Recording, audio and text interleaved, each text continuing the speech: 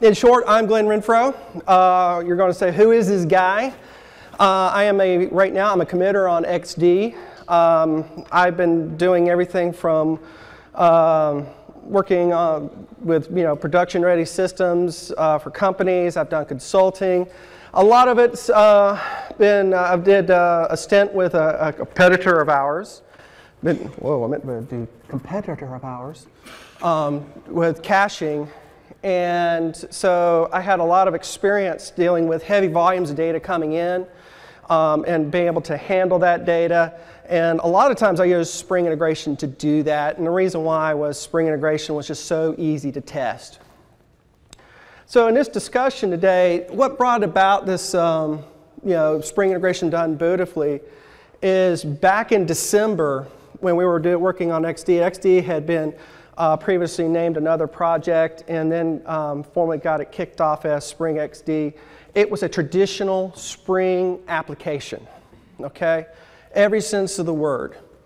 And one of the things that we saw was Dave Sire had certainly been introducing it, and Spring Boot became kind of the idea is like, okay, the future of any kind of new application is going to be Spring Boot.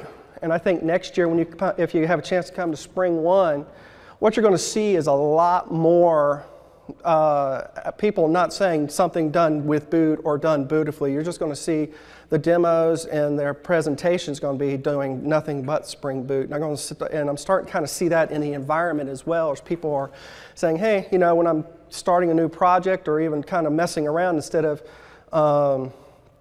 working with, starting from scratch, I'm going to use Boot.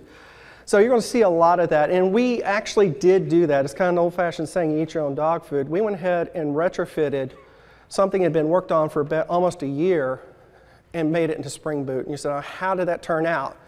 Well, in short, we had one sprint, 2-week sprint, in which we had one developer kind of dedicated to that task. And he took XD and moved it to Spring Boot. And we're not talking a small app. XD is big. But then we had about another sprint where we kind of tweaked a little bit, and the rest of us had to kind of get used to, and I say get used to, we had already set up some kind of conventions on our own in Spring XD. And when we went to Boot, it was, there was that little bit of a learning curve. Not a lot, but we were used to doing it X, but now we had to do it Y. It wasn't a huge gap, it was just a small gap. So another part of another sprint was us kind of getting to the cadence of it. And that's any time you do anything new. So the goal is if you have an existing app and you're working on it, can you go from straight Spring to Spring Boot? The answer is yes. What you will gain is, as you see in all these things, all the other presentations, you gain speed in your coding.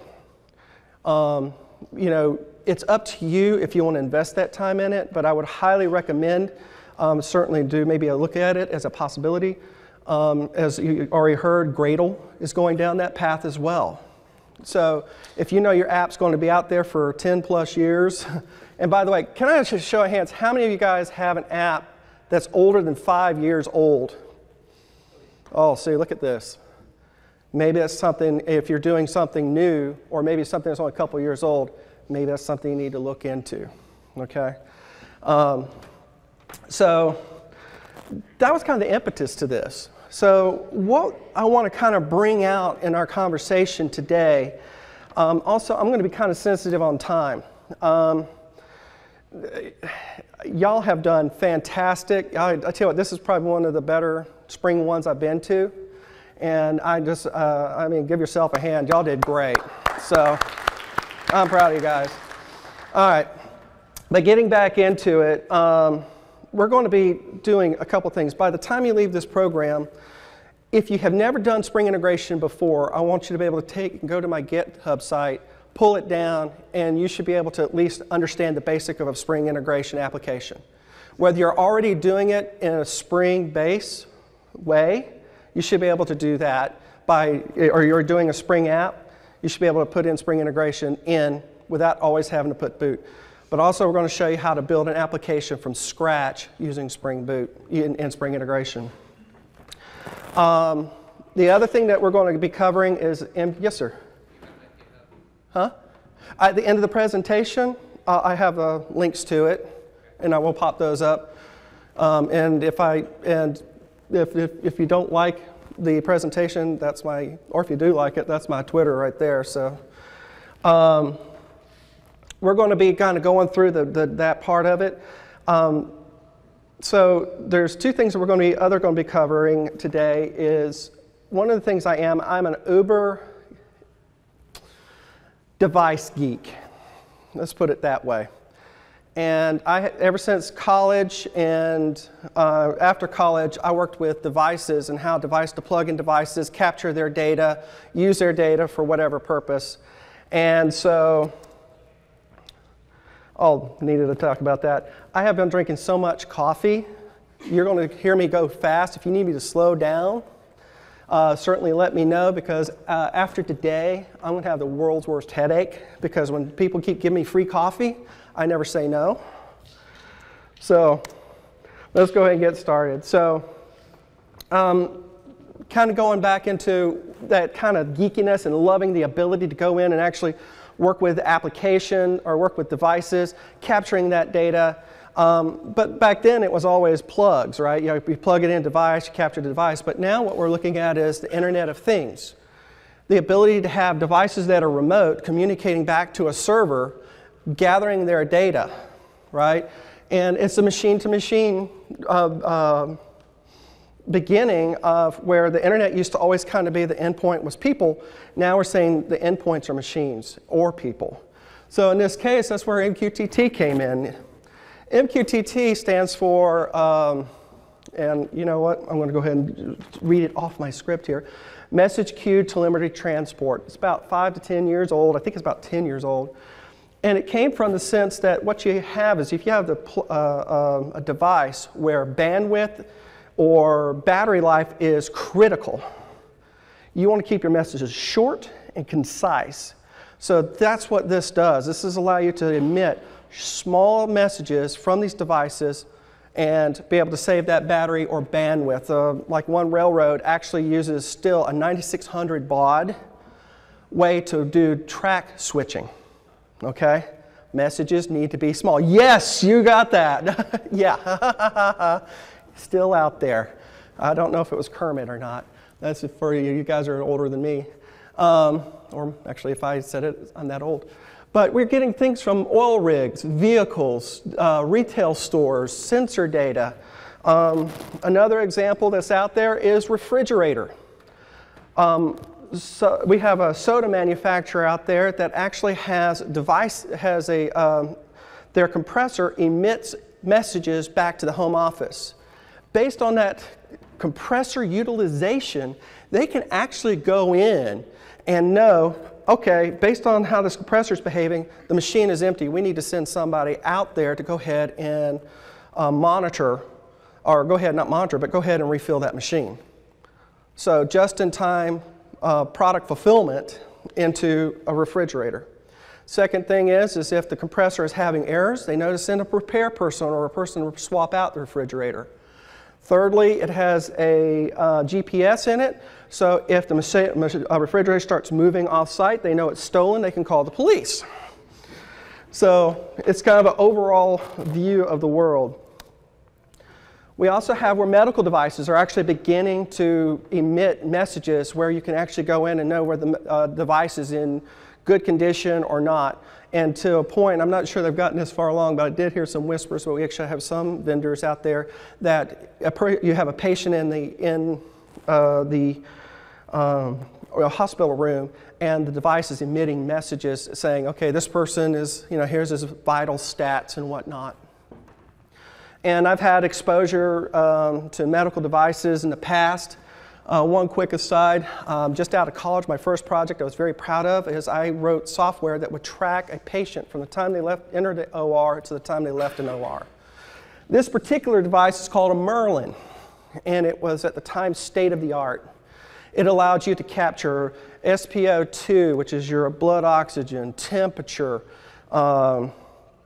EKG, ECG.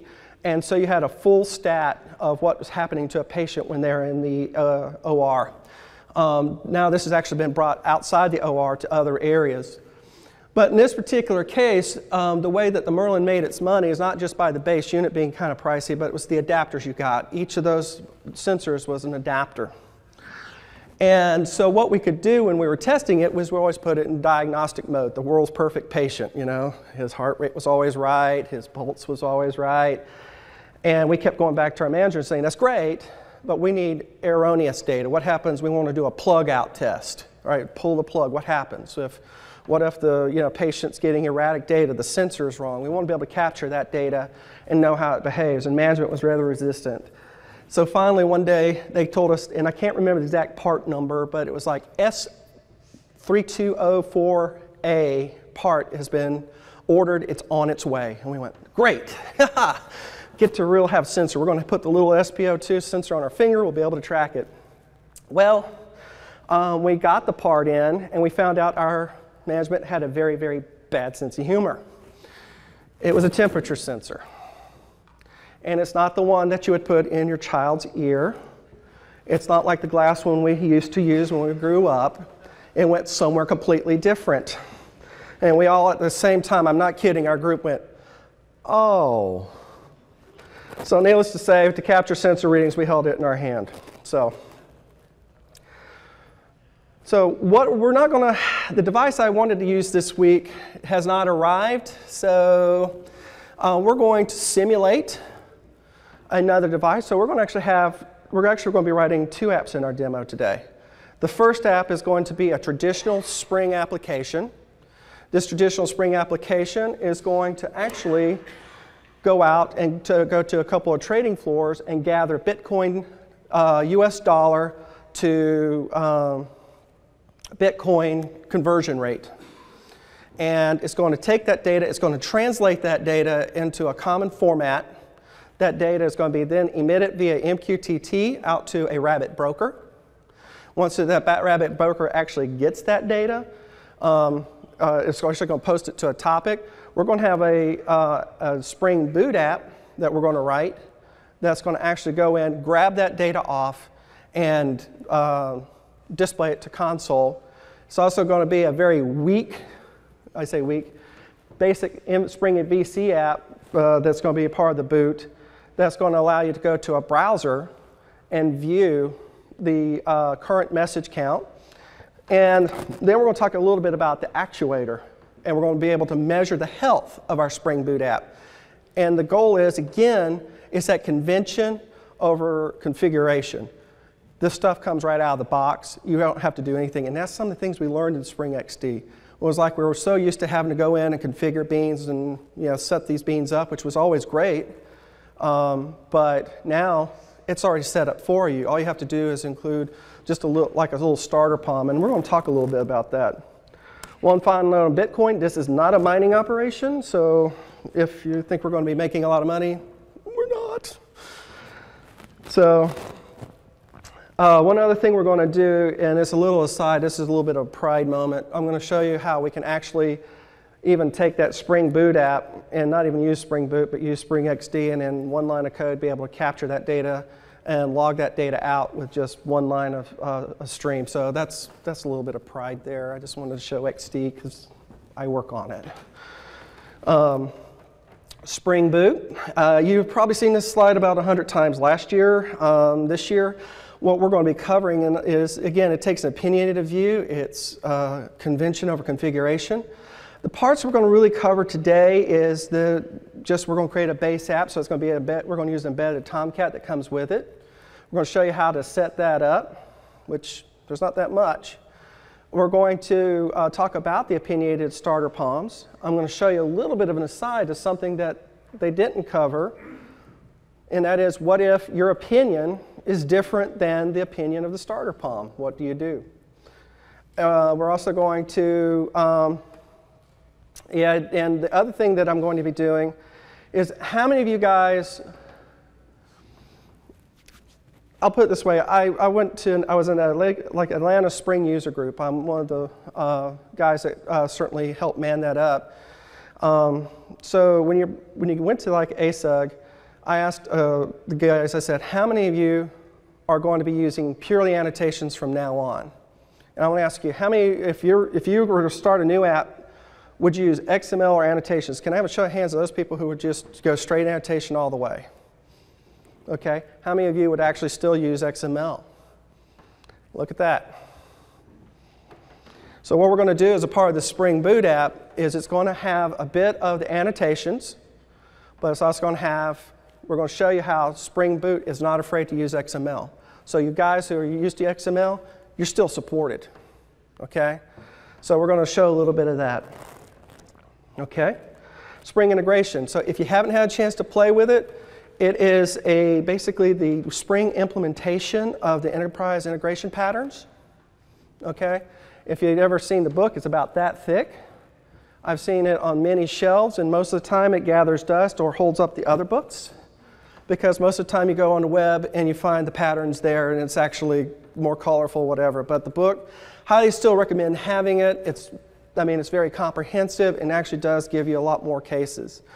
But Spring is basically an implementation of that. What I love about Spring is I had the ability, and I'm going to say this nasty word, but in XML, I can make it testing a lot easier, or through write Java config, have it where I could actually go in through and be able to say, okay, instead of, I want to test a given stream or a given flow, right? And when I want to test it, I don't want to always have it write out to MQTT, and maybe I want to write that, the transform results to a file, or something I can test, and that was repeatably testable. So that's what Spring integration really helpful with, is it helps with that testing. There was actually a discussion on that, I think by Marius, on that topic. And so I highly recommend watching that video on testability of Spring integration. See, my daughter just got $1. Look at that. She's getting rich. But also with Spring integration, you have these adapters that allow you to not only allow internal flow of data in your application, but also externally. We have like REST HTTP, SFTP, FTP, RabbitMQ, JMS, MQTT, TCP, and a whole list of adapters that if you have to communicate with other services out there, you're certainly allowed to do so. So again, I'm going to be a little bit repetitive here. The first thing we're going to do is we're going to go ahead and create a SI application. It's going to be a traditional application, and you'll see no real difference. The second one's where you're going to start seeing the difference of the Spring Boot. The data flow is going to be as follows. We're going to see where we have Coinbase. That's an online banking, so you can actually purchase Bitcoins and have Coinbase manage those for you. So Coinbase is, we're going to be gathering data from it as far as their current bid price against the coin. And that's going to be XML. Okay? We're going to do a bit stamp, and the bit stamp is going to be annotation based. So the one thing I also want to the guys who love XML or who love annotation, if you're already doing XML, and a lot of cases where people like the XML because they like that flexibility of going in and changing, sometimes annotations do work really well to say, hey, this is not going to change, or it's less likely to change. So annotations may be something. So you're allowed to mix and match, and you'll see that certainly in this demo. But they'll both emit information once they receive it, and it's just going to be in their JSON format. We're going to translate that to a common JSON format, and then initially we'll write it to file, but then we're going to actually change just again that one magic channel, and I'm going to have it where it writes it out to MQTT.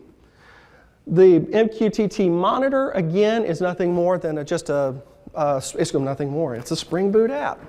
And it's uber tiny, and we're going to actually not only write have the app there up and available, but it's also going to be something where I'm going to show you how you can actually go in and use the free of charge JMX to monitor the condition of your application. Write code to say just because the app is up and it's running, how do you know it's really what's the real status of my application? So I'm going to show you how to write a health indicator, and how that health indicator you tell me what is up and what's down. And that can be checked through JMX. So we're going to actually kind of show you how to do that as well. What are our tools? Now, I'm going to be using IntelliJ, but this is there's two religious questions up here that usually cause fights among us, and one was certainly XML or annotation based. But it's your favorite editor. I'm going to be using IntelliJ.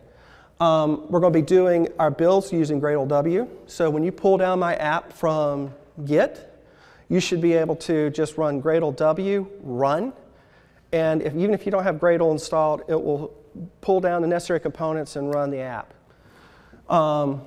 Of course, Git, I say, is optional. It's not, but you have to certainly have Git to pull the stuff down. But you can actually go to the site and download the app if you need it. RabbitMQ is what we're going to be using as our broker. I'm going to go a quick aside here. RabbitMQ comes with the MQTT adapter already, but it's not enabled. So you'll see there's this little tiny line up underneath it that shows you how to say RabbitMQ plugins enable RabbitMQ MQTT. So once you have it enabled, you're ready to rock as far as Rabbit's concerned.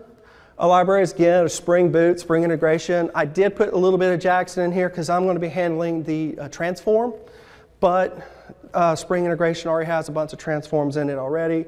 I just wanted to write some more code. Sorry. I miss code. All the annotations, man. All right. So what does our regular Spring application look like? Again, we're going to be doing XML setup of our Coinbase HTTP outbound gateway. We're going to be setting up our main.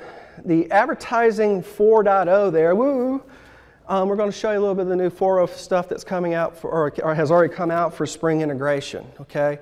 There was a conversation or a discussion that came out on Tuesday morning by Gary Russell. He did a phenomenal job, especially probably because him and Artem wrote it, for Spring 4 integration 4.1 and 4.0. But highly recommend you because he does go through a high-level overview of all the new stuff that's come out with it. But we will be touching on some of that here. We're going to be setting up our transform. We're going to be setting up the bitstamp outbound gateway via annotation. And then lastly, we're going to go a little bit of a deep dive because Gary had made a request. He said he's getting a lot of questions about the MQTT adapter and MQTT. He said, can you spend just a little bit of time discussing some of the features of MQTT? And I said, absolutely. So we're going to spend about a couple, 3-4 minutes going down that path. So let's go ahead and get started. So the first thing I'm going to go ahead and do is we're going to go ahead and do a component scan so we can find all the components that's involved. And the amazing thing about Spring is it's got to the point where with Spring Boot, it practically writes itself. But the original Spring kind of did that already. So I'm going to let it write the code for me. I also found out that when if I record the ability for it to write if I coded it, I did this like 2 days ago, my talk sped up because usually I found out when I was sitting there typing, I quit talking. So I'm going to let my pass do it for me. So we're going to do a component scan. The thing that's in 4.0 is called enable integration. In the past, if you did Spring integration, you had to have XML. Okay? But now with the 4.0, you don't have to. But you do have to have the enable integration there. So it basically bootstraps your Spring integration. We are going to be, again, using an XML. By the way, that's not necessary here since we are using the XML, but I felt that was something kind of important to, say, make sure if you're doing strictly annotation-based, make sure you have that. The import resource, again, integration XML. And again, nothing new here. It's a hello world, but what we're doing is we added the annotation config application context. So now that we have that set up, let's go ahead and set up our transform. Our transform is going to be nothing more than a component. And we're going to go ahead and make this into a transform. And notice it's annotated. Again, there's times where maybe annotation's not evil, XML guys. And to you annotation guys, maybe XML's not all that evil. I've been asked, I said, what are you? I said, I'm 80% annotation, 20% XML.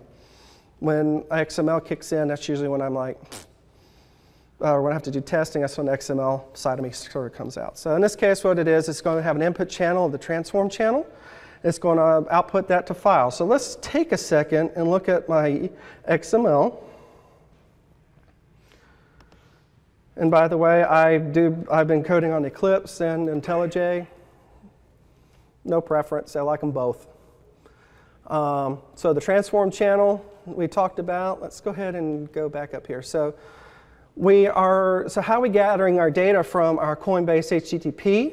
Is we're basically using an inbound channel adapter here. That's going to be a poller. It's going to be going in and polling, and basically once every 10 seconds, right, it's going to emit an empty message. It's not really doing anything here. It's just gathering information, but if I wanted to, I could put an expression, a spell expression in here that maybe does something, and maybe put some data in to put in the message. In this case, I just need the fact that, hey, every 10 seconds, let me know something's going on. That message, this Coinbase HTTP, is going to go down to here, right? I'm going to try to see, maybe I can squeeze this down a little bit. Sorry. Nope, it's as small as it gets. Yeah, I had you can ask the camera guy. I was having so much fun with the settings on this monitor. I actually came out twice trying to get it right, and my machine is just evil. So, but in this case, that message is going to be delivered to our Coinbase gateway, right?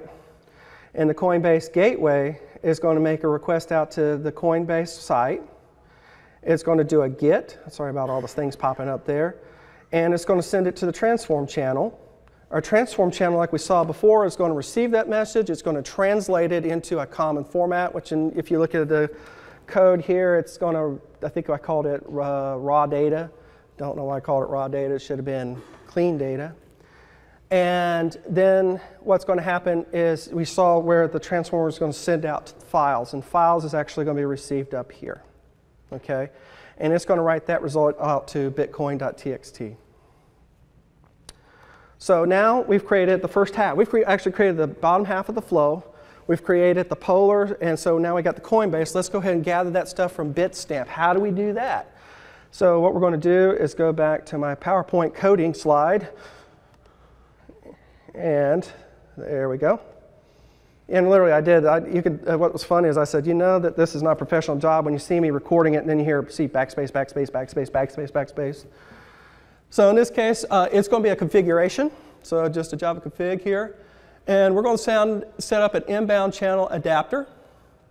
It's going to be we're going to call it Bitstamp HTTP. Now, guys, like I said, up until 4.0, everything had to be XML. And you saw how much code I had to write for that polar. I say Xcode, but the XML. When I saw this feature come in, I almost cried. I can now write a polar using annotations.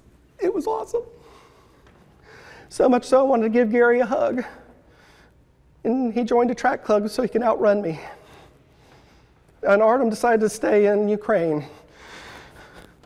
But seriously, this is one of those features that I've been wanting for a long time and finally made it. The other thing that we did is basically, again, it does the same thing. It's returning an empty message or sending out an empty message once every 10 seconds. And then that is actually received by the Bitstamp HTTP. The Bitstamp HTTP is going to make a request out to the Bitstamp site, retrieve the JSON with a bid, and it's going to output that to the transform channel, which we already know goes where? It goes directly to our files, which is going to write it out to a file. So I think it is time we show what it looks like. So let me do that. Also, the reason I recorded this stuff is because, or the coding there, is I made so many mistakes when I was trying to do practice runs. I said, well, I'm going to record that. Like you can see here, I can't even type. Oop. And I knocked stuff off the podium. So this is the guy that's going to go out and gather the data from, so this is our it's going to go out. This is going to be our webcat, we call Bitcoin monitor. It's going to monitor that data, and it's going to crash on me virulently. Let's see. And I think I messed up my code there somehow. There we go.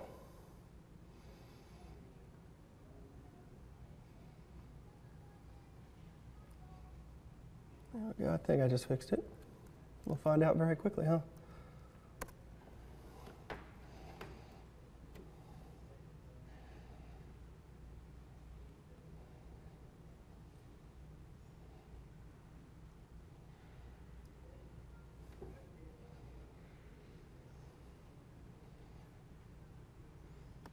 And as it's going out and gathering that data, let's see if we can, there we go.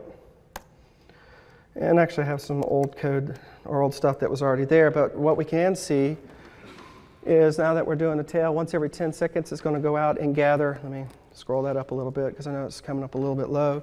We can see where we're actually getting data from Coinbase. Current bid is $473.98 for a Bitcoin, and I can't see the bit stamp on like from that angle, but it's 468.15. We can actually scroll it up a little bit here and actually go in and see that the prices are fluctuating. So we're actually getting live data, so now you know when you need to buy your Bitcoins at what time of day. All right, so let's go ahead and take the next step. What is it going to look like when I have to go in and actually make it where it can? So we're going to do VI. Did I say that I wasn't going to write any code? I lied. And we're going to go to our transform. And from here, we're going to change it to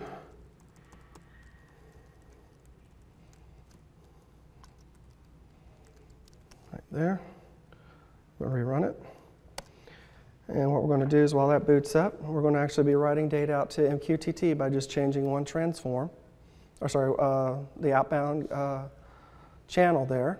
So while it's doing that magic, let's go up here. You can read my email if you like. There we go. Let me resize that.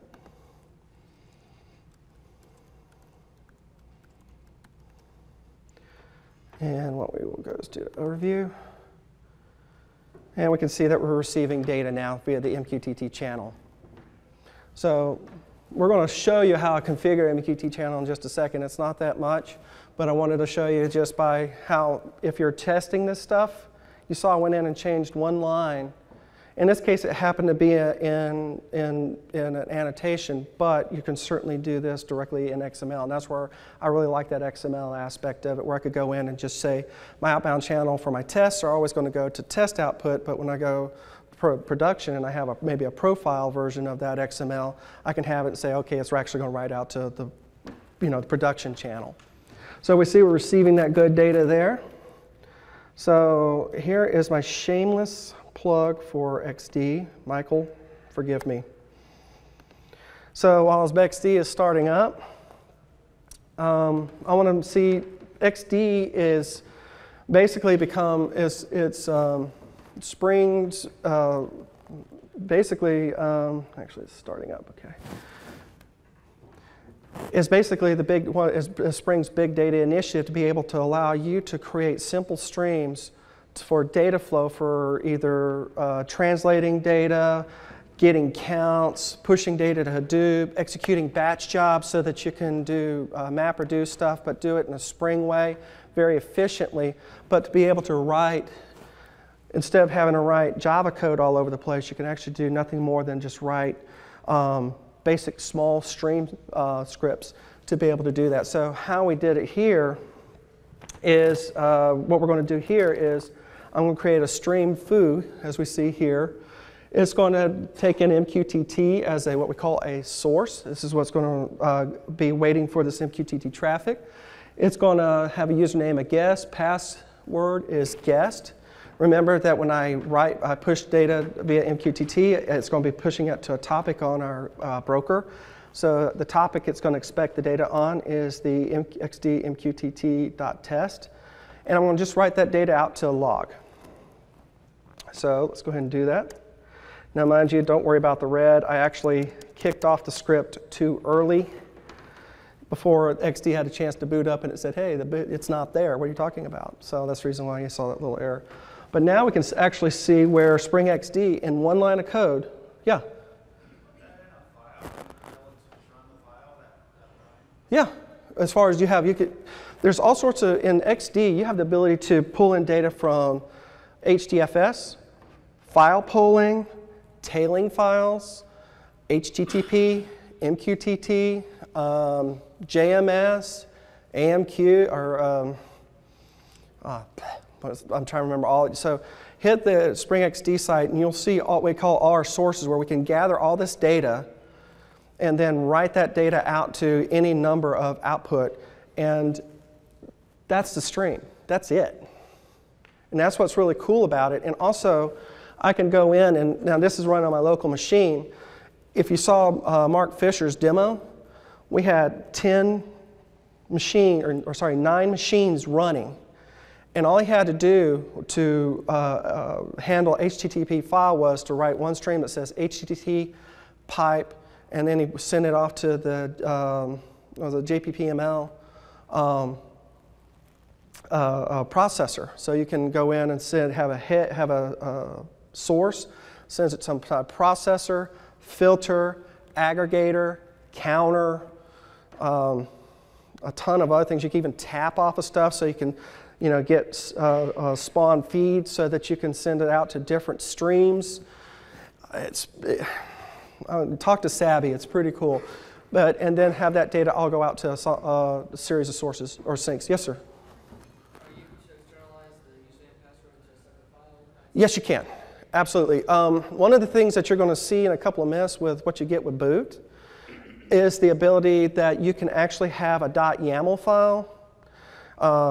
Spring Boot, when it starts up, does two things when it starts up. It says, I'm going to look for any environment variables out there that are in the environment. So if I'm deploying to a cloud and I have in my cloud, I have certain environment variables I have set up, it's going to look in the environment first for property entries, right? If it can't find and you're asking for a given popular property entry, if it can't find it out there, it's going to look in your what's called application.properties or application.yaml. They're both at that time. It's going to then use that. So I could have set up my application.properties here, put the username password in there, and did it that way so I wouldn't have to enumerate it across. And then it would have shrunk it down to stream create, name, food, definition, MQTT, and then the topics. I can even hide the topics if I want to and put that in the file. And I can also do that with pretty much anything that's in there. The other thing that you can do is you can write results out to Mongo, name your favorite, well, I was going to say name your favorite NoSQL solution, write it out to database or a relational database. And all those entries for configuring all that actually show up in your YAML file. Or I say YAML, but also your properties file. It's interchangeable. Sire likes YAML, so you always see his demos using YAML, but it also supports properties. So, like I said, in one line, you're pretty much done. We actually could go out and have a beer right now, but I'm going to show you the Spring Boot stuff because it's still cool. Any other questions on XD before I move on? Yes, sir. Go right ahead. Yeah. So, can you compare and contrast the Spring XD and the ESB? They seem to be in the same space. And if they are in the same space, is it a replacement for ESB? I would say that the thing that separates us, ESB and XD, how they fit in that space. In this way where you can schedule, I'm going to probably let that Sabby answer that because he does more of the comparison contrast, but my knowledge of ESBs and this is you can schedule batch jobs. It's very easy to be able to distribute that data out across multiple nodes. Trying to think of some other things here, but Spring integration seems to be more in line with ESB. Yeah. I know, but it is only one of the many parts. Spring XD to me it has a very strong batch flavor to it. But batch, but also live feed, like we're seeing here, this MQTT stuff. So, It's really meant to handle large amounts of data, where like typical ESBs, they kind of choke out after a certain point.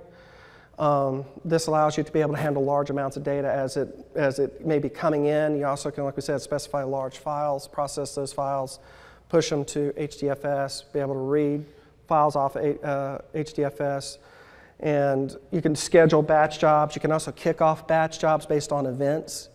It's a really rich set of features.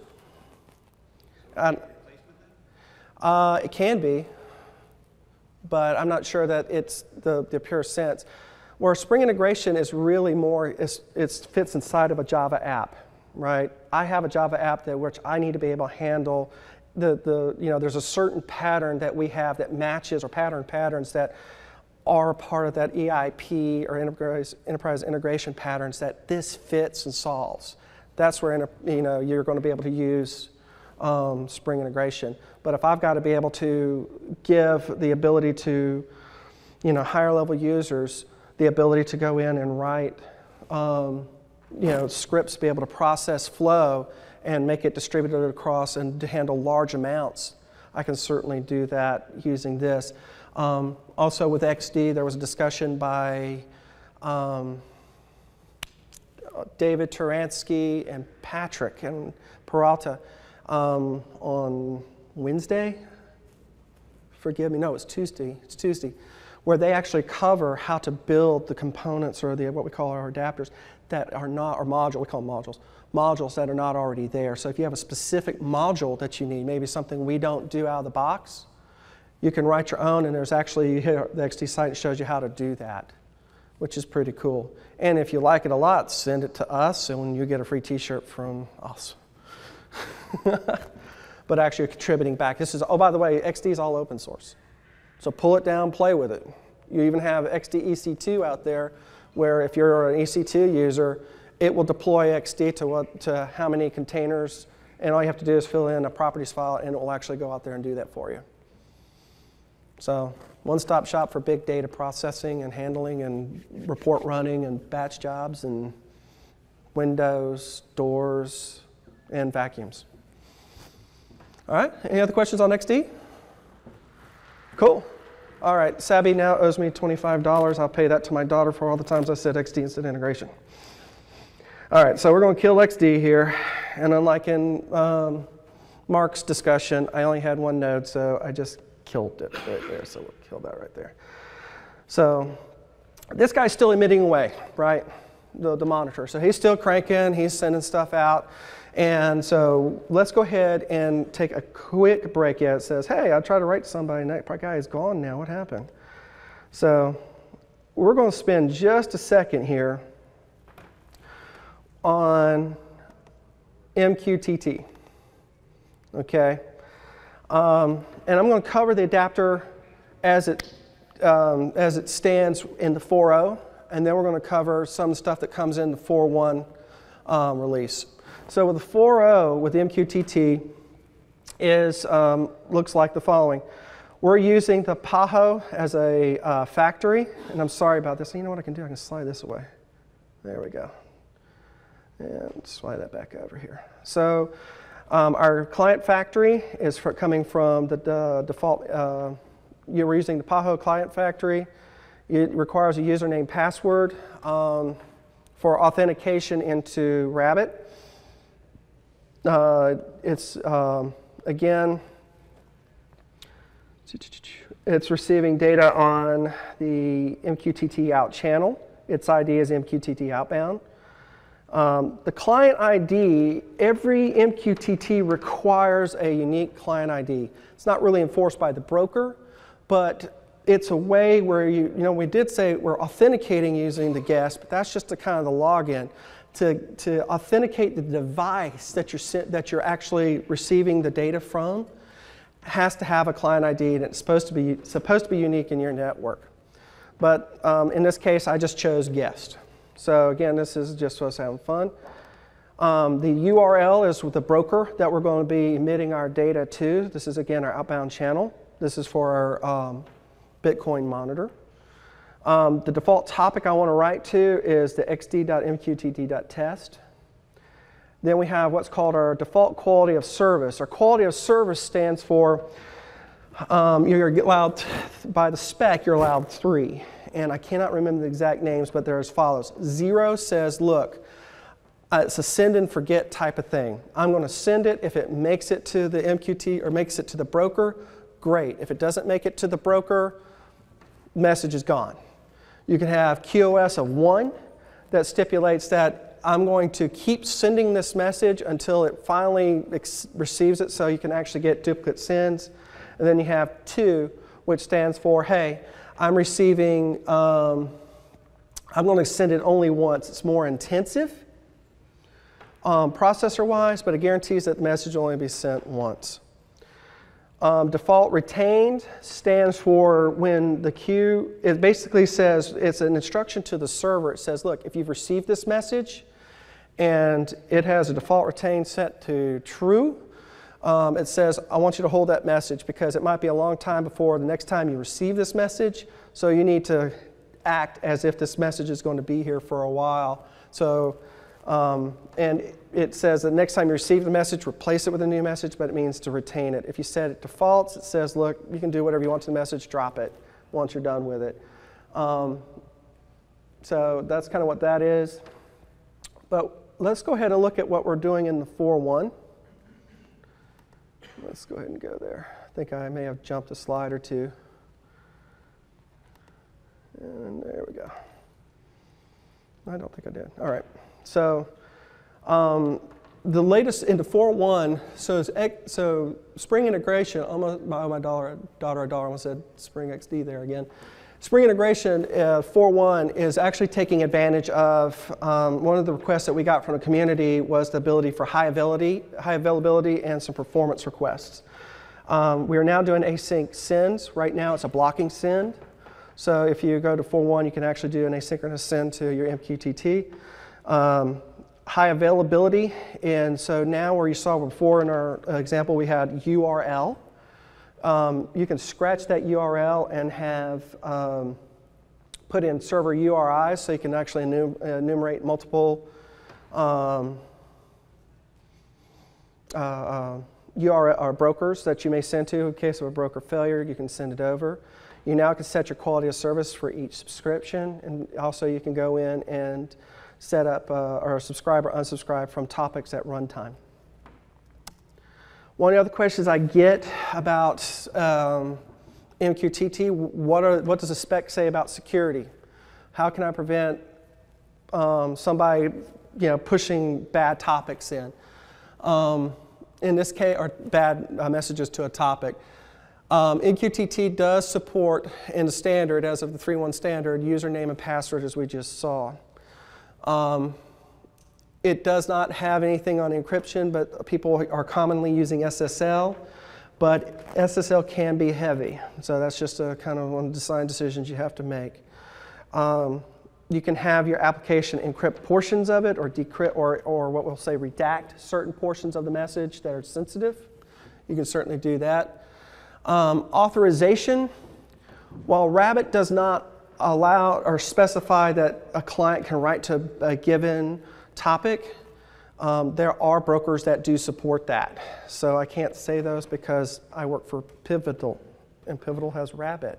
But there are guys that actually allow for authorization. So if the client does request to write to a specific topic, you can actually have it where it can where you can authorize whether they can write it or not. World Peace is not on that spec, but it is planned for Boot 2.0 when it's out there, so World Peace will be handled by Boot 2.0. Sorry, that just fell flat on the floor, and I apologize. So finishing up, let's go ahead and start our MQTT. I'm going to try to get y'all out of here early because I know y'all are tired, and I know you've had fun, but sir, go ahead. If I'm given the ability to maybe the option to choose between the AMQP protocol or the MQTT protocol, why would I choose one over the other? Message size. And huh? Oh, yes. He says, why would I use MQTT? What would be deciding the criteria between MQTT or AMQ? That's a fantastic question. It really comes down to MQ is richer. Okay, it's larger. But MQTT is meant to be small, and it's specifically for devices because again, it goes back to the original discussion. It was created for devices where battery or bandwidth is critical. So you can look at it and say, you know what, in this case, maybe we want to reduce network traffic. Maybe we want to have it where, where it's all internal and we really don't need to worry about securing this message because of the low priority. It certainly can do that. So that would be, to me, the deciding factor. Certainly, again, there's multiple brokers that support both. ActiveMQ, Hive, Rabbit support it. So it's on most of the major vendors. So for, I'm going to try to pick it up, and I know I've kind of dawdled a little bit here. So setting up, what we're going to do for MQTT listener is I'm going to show you the build.gradle. It is so sexy, you're going to love it because it's small. I like small Gradle files. The other is we're going to not really set up our integration XML, but I wanted, again, for the guys that are using XML and love it, Boot's there for you. It still supports it, and it will always support it because Spring's not getting rid of that at all. So you're in good shape there, and we're going to show you how to set up the main. So what we're going to do now is take a look at our build Gradle file. This is just an excerpt. In this case, what we're going to be looking at is to have boot in your XML file, or sorry, if you're using Maven POM. We just happen to be using build Gradle, but to let you know, Dave Seyer loves Maven. He does not like Gradle, so Maven is what he'll write. Everybody else has to go behind and write Gradle for him. But so you're supported both ways because we at Spring support certainly both, and I like both because again, it depends on the need. But in this case, all you have to do is apply a plugin of Spring Boot above that. You can see where we have added a dependency in our build script repository. So once you've applied that plugin, you're allowed to use what we call starter POMs. And basically, this goes back to the convention side, right? So we said, Mark Fisher, I think maybe even Gary was on that, worked with Dave, and they said, okay, what do we need to put in Spring Integration? So they created a Spring Integration starter POM. So instead of having to add, 3 or 4 dependencies or whatever, just needed the starter POM, and it's ready to rock. But notice 2 lines below that, you see where we have the MQTT plugin. Why is that? Because commonly people do not use MQTT in their daily lives. It's more AMQ, right? So that would be there, but MQTT isn't. But that doesn't mean we're out of the water, out of luck. It just means that we just need to add that to it. Okay? So those are one of those little asides you get. It is convention that you will be using AMQ. It is convention that you'll be using file adapters. There'll be convention that you use this feature or that feature. MQTT is certainly well needed, but it's not always required. So again, it's an opinion. I think I chose wrongly because I like MQTT, but that's their thing. So we're going to go back to our magic coder real quick, and we're going to go ahead and set up our Spring Boot app. In short, we're going to make a controller. So yes, this is going to actually have a UI component to it, and you'll see my brilliant, beautiful skills at writing UI. The only thing you didn't see on this slide is I actually do have the web starter. So that's the reason why we're allowed to do that. Also, you'll see that we used enable auto configuration. So at least by the end of this conference, you should have seen enable auto configuration like 18 times because that's basically that says, hey, Spring Boot, based on the starter POMs, based on convention, let's configure my app this way. So that's what it's using. What I'm not afraid to put right underneath that is import resource for our integration.xml that we're using. We're doing nothing down here but setting up our request mapping and response body. Actually, I got tagged by Josh saying, oh, you can do that in 1 line now. And I went, okay. So I was ashamed. And then finally, we're setting up our service activator. So our service activator is going in and it's going to be receiving data from output. And we'll show you where that's coming from from the XML. And all it's doing is it's going to print the value it receives to console, and then it's going to up our counter by 1. So it says, okay, we received a message. Okay, so what did that do for us? This is getting against my chin, so every time I drop down, my voice gets bassy. So let's go to here. Start up my app, and you can already see where we ran it before, but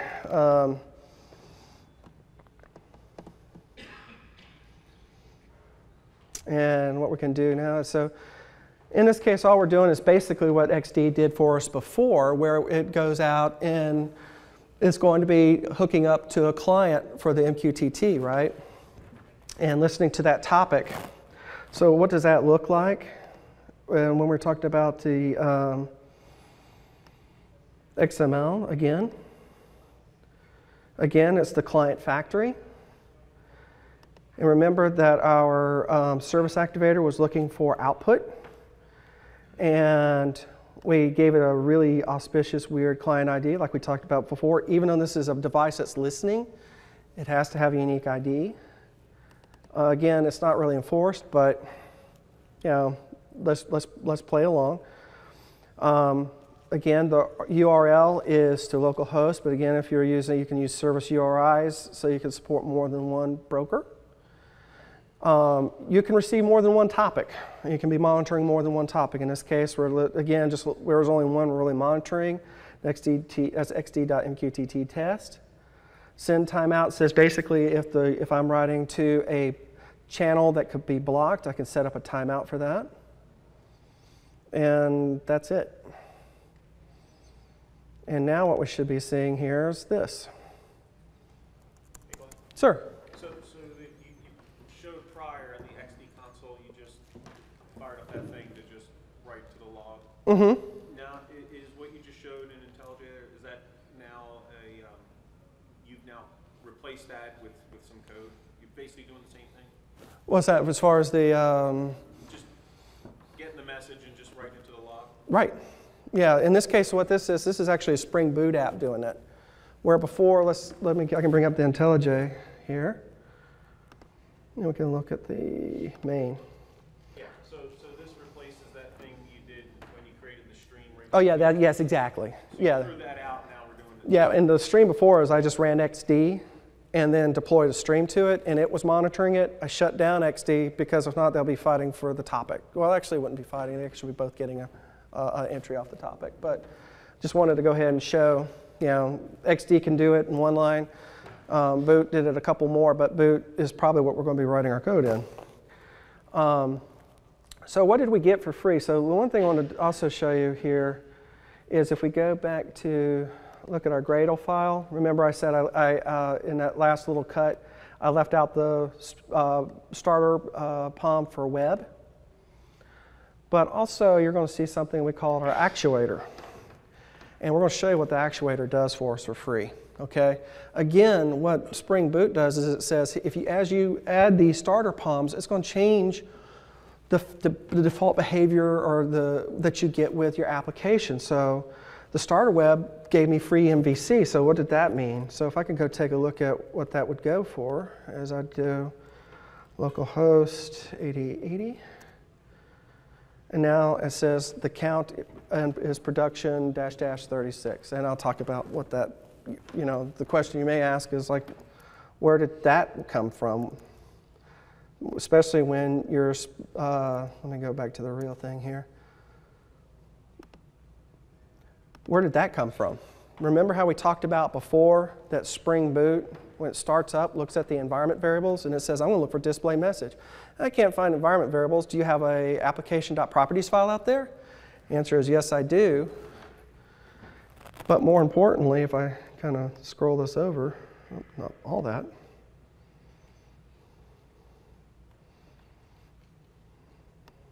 Actually, I don't know what I did.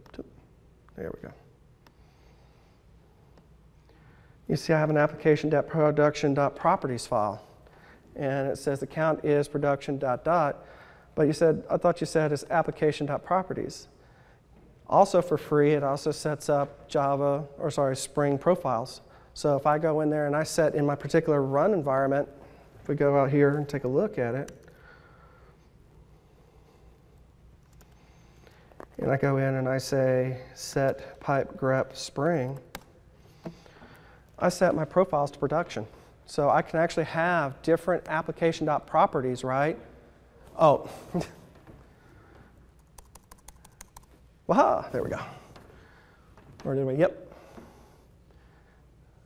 Yeah, we can see where we have Spring Profiles active equals production.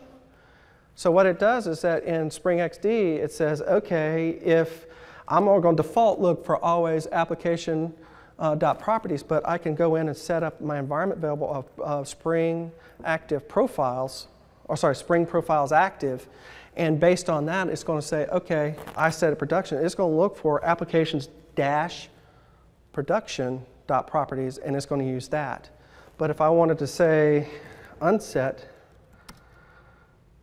Spring Profiles active, and we do the P set, you don't see anything there. And I restart my environment, sorry about that. Let it get started. See this magic spring. Oh, by the way, you can also change the application.properties to something else you want. If you look at Spring XD, you can actually go in and you'll see where it's xd.properties, right? But yeah, you had a question.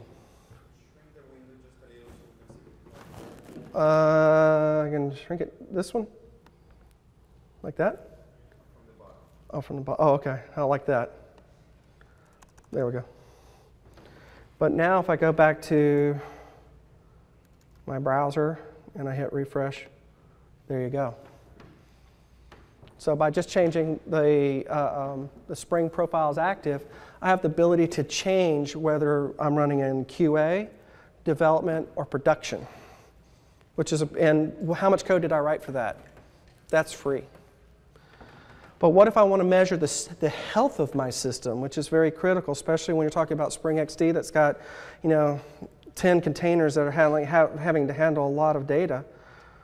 So let's go to our old-fashioned JConsole. And one of the things you get for free once you turn on Actuator is this. Bitcoin MQTT listener. We're going to connect. Don't tell my mom I go on secure connections. Hit mbeans. Now I can actually go in and look at endpoints and look at a thread dump of my app. I can actually go in and get metrics and see what kind of machine my application is deployed to. Free memory, processors, etc. I even have a health endpoint. Status up. Basically, that's defaulted for Spring Boot. It always says up.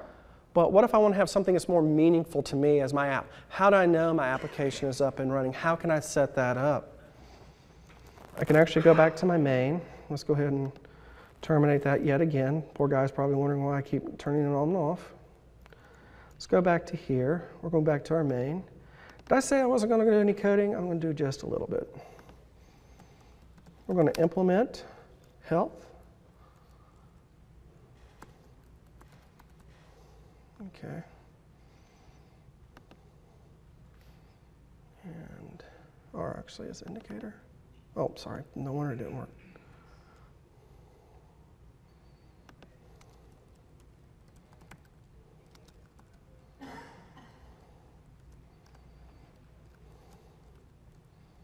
There we go. And we're going to have it help me out a little bit here. We want to implement the methods. And it gives us a health method that we have to fulfill. So how we do that? We say health equals health dot. And you notice that we have some defaults here. I can set my own status. I can say down, up, unknown. But in this case, I'm going to give it my own special status. So we're going to go ahead and give it a status of everything is okay.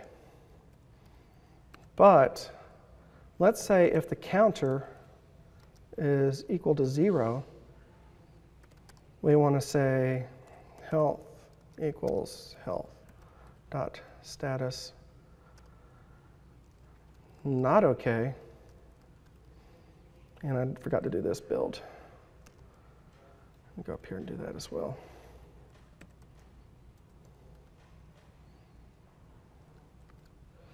Now what we should see is if our counter is 0, what we should see is I'm not healthy.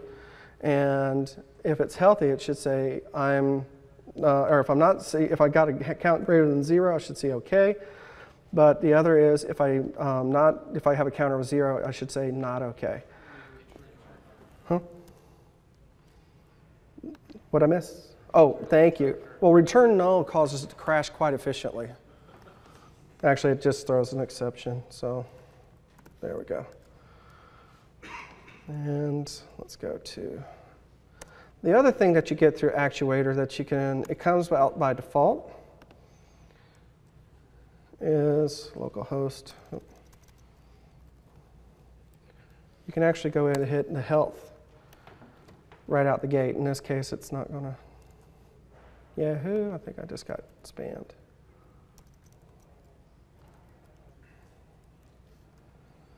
There we go. Everything is okay because it's actually picked up messages. I was hoping, let's see if I can catch that again. I'm going to try that one more time. See if I can get it to Gradle run.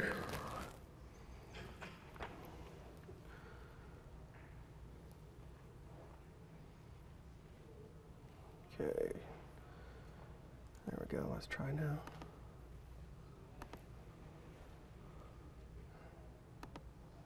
Not okay. So what we're seeing now is I didn't have any messages processed. So it's saying, hey, so now we can actually go in and check through HTTP or go over here again back to our, we lost our connection. That's okay. We're closing up real quick here. Bitcoin listener, connect. Secure, mbeans, framework, endpoint, health, attributes, data. And there we go. Everything is okay. But you can actually go in from here and do metrics like we showed before. You can actually go in and see what beans are deployed. And yeah, that's it. So go back to our presentation of happiness.